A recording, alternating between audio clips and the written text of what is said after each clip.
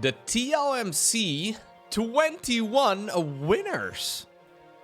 So over the last month or so, I've been casting a ton of games, played on the finalists of the Team Liquid map contest, but apparently the winners have been announced. So for those of you unfamiliar, this is a very long process. Basically, first you make the maps, right? The map makers get to like make maps, submit them. There's like a long list of rules. There's different categories, like for example, macro maps or rush maps and all the rest of it. You submit the maps, they get rated by a jury. Then there's like pro gamers that play on the maps too. We get like a set of finalists. Then there's some additional testing on it. And then there's public voting. And the public voting, I believe the top 3 this time around, makes it straight onto the StarCraft 2 ladder. It's a complex run, it takes a while, but apparently we're gonna get brand new StarCraft maps very soon. So voting for the TLMC has concluded, and it's time to announce the winners. The top 3 vote receiving maps from the TLMC are confirmed to be part of the upcoming ladder map rotation. So I don't think that's ever been the case before. Like, we've had TLMCs many times in the past, 20 times to be exact. But oftentimes the winners didn't even make it to the ladder. There were a bunch of maps actually that I thought were really good, but then Blizzard, I guess, or maybe somebody at ESL who was like the final vote on this sort of thing, they got to make the decision, and well, we learned obviously that not every time the top 3 made it onto the ladder rotation, but apparently this time around we do. So I've casted, I think, games on every single one of these maps. Missing You today, apparently 6th, Andromeda 7th, Magnetic North in 8th, Old Republic, White Rabbit, Satellite Years, Throne of the Dunes, Ruby Rock, Tato Citadel, Tourmaline, and Risen Memory. Okay. 5th place, Winter Madness by Maris. This is a macro map. This is the map with all the snowflakes falling to the ground. Now, obviously, all the TLMC edition maps, they have, like, sponsor logos all over them. I'm assuming those are gonna get removed. They always have been removed in the past. I wonder if the snowfall is gonna get adjusted at all on this map, because I noticed that when you play on the map on the lowest graphic settings, there is no distracting snowfall. And I feel like either it should be there on the lowest graphic settings too, or it should be reduced in density a little bit. Maybe only to like the main and the natural or something, but either way, this map is nice. Unless you like to watch StarCraft on the 85-inch television in the living room at 3 in the morning with all the other lights dimmed. This map is a bit of a flashbang. So that's unfortunate. 4th place, Talisman by Patches. This is one of my personal favorites. I think actually this map is excellent. We've already seen this in, I think, the RSL and a bunch of other tournaments too.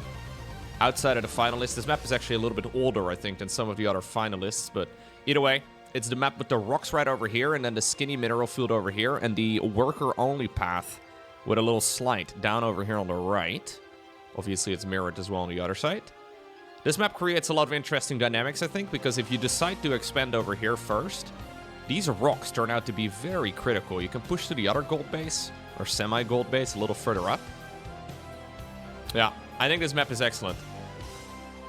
One that is a bit of a no-brainer as well for ladder, but apparently it is not guaranteed because it's not top 3. So what is top 3? Ah, it's for the Quentin Tarantinos of the world. If you love feet, this will be right up your alley. 10,000 feet. On the European server, this one will be called 3 kilometers, is what I've been told. This map is pretty good. Yeah, I do like it across the board. It's relatively standard, so nothing all too spicy. So we have a main, we have a natural, there's a third, there's the forward base. These mineral rocks over here in the back of the natural, hidden behind the tall grass or the line of sight blockers, and then also the tentacle rocks over here. They're pretty interesting. I don't think this map is bad. It's not my personal favorite, but I think it will be pretty solid. Relatively standard. But nothing all too wild. Nice and visible, though, which is important. 2nd place, Celestial Enclave. Okay. So which map is actually then number 1? Because we've... Anyways, we'll see in just a second. So this is a macro map, a big boy. Yeah, this is the map with the in-base expansion with a mineral-only path right over here. And then again, thick rocks right over there in that spot too. A weirdly laid out natural, which I do quite like. Yeah, this map is solid. I haven't seen a ton of games on it, but the ones I did see were interesting. So on this map, you have this mineral-only path on the pocket expansion. Or a worker-only path, rather, right over here. Meaning that, say, for example, your opponent walls off over here on the high ground. You can actually still get a worker scout in through the back. Obviously, you may have to wall this off, too. The in-base expansion is a bit of a no-brainer if it were to be like a standard 8 mineral field one, but that's not the case. It's only 5. So 5 mineral fields, 1 gas. It's not quite half a base. It's like 60% of a base. A normal base has 8 mineral fields and 2 gas, but I don't mind it. I think it's pretty good. Again, relatively normal, I would say. Nothing all too crazy. Oh, I know which one's first. It's Mothership. It has to be Mothership. Oh, Mothership is probably my favorite. Yeah, it is. Sick. This is the 3-player map.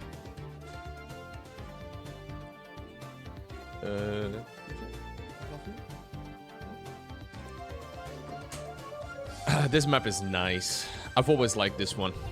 Yeah. It's a 3-player map. I think it's much better than Last Fantasy, which is the 3-player map we currently have in the map pool.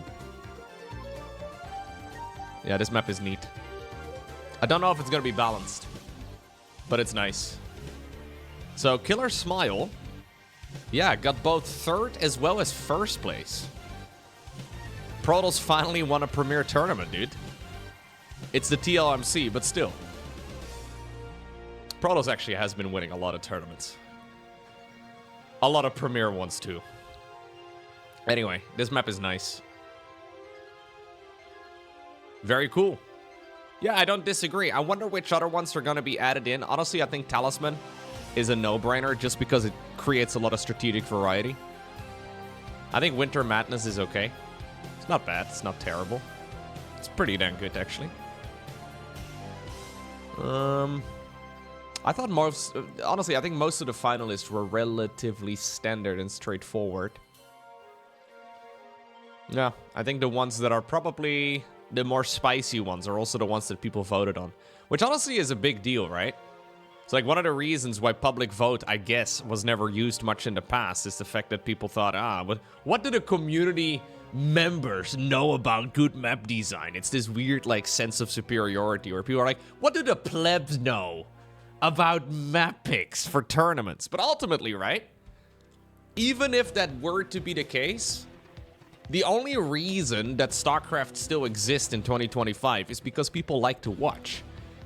And evidently, people like to watch the crazier maps more than the more established ones, right? I feel like that's what we're learned here, so...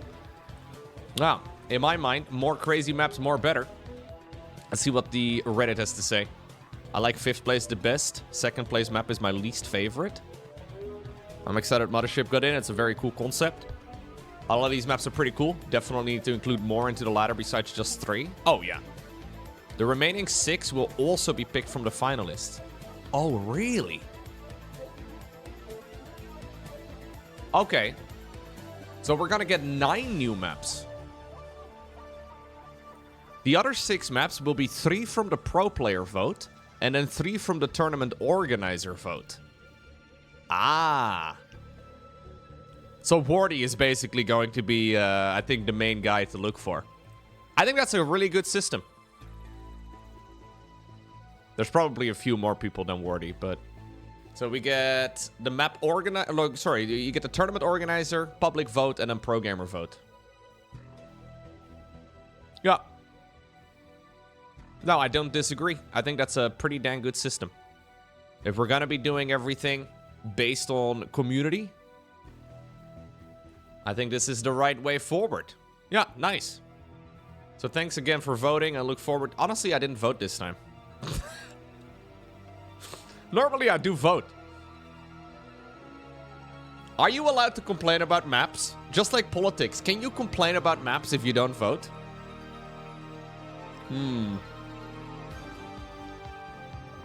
I could have swayed these results so hard, though. Like, imagine if I thought, yo, I really freaking love one of the maps that's near the bottom of the list. If I just hype it up like crazy and mention only in one of those YouTube videos that you can go and vote on it, there's a very good shot that one of these maps would make it very high. Don't want to, like, make too much of, you know. But I can sway the community just I didn't vote. Yeah, I didn't vote this time. The lobbying was not successful on me, guys. Do you think that's gonna be a thing in the future where the map makers are gonna start lobbying for their maps to make it? Say Maris is like, yo, I really want the map in. Lowko, can you, like, do me a favor?